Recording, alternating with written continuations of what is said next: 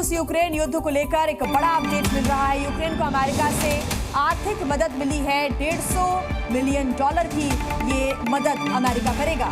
वहीं गोला बारूद की खरीद के लिए ये मदद मिलेगी।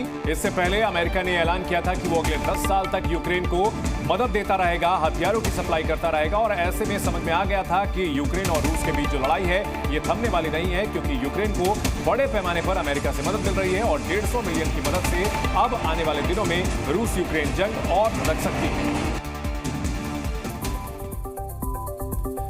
रूस और यूक्रेन के बीच बढ़ती टेंशन के बीच नेटो ने भी रूस को अपनी ताकत दिखाई है। नेटो के सबसे नए मेंबर स्वीडन में यूएस सबमरीन्स और पोलैंड की सेना युद्धाभ्यास कर रही है।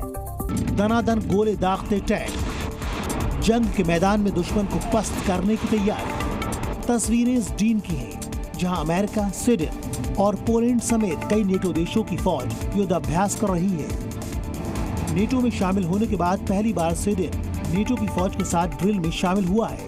इस वॉर ड्रिल में टैंक रेजिमेंट के जरिए आमने सामने की लड़ाई की तैयारी की गई। साथ ही गुरिल्ला वॉरफेयर के गुर भी सैनिकों को सिखाए गए। इससे पहले नेटो देशों ने बाल्टिक सागर में बाल्टॉप्स युद्धाभ्यास को अंजाम दिया था, जिसमें 12,000 सैनिक शामिल हुए थे। इसके अलावा 50 वॉरशिप और 2 दर्जन फाइटर जेट्स ने भी हिस्सा लिया था।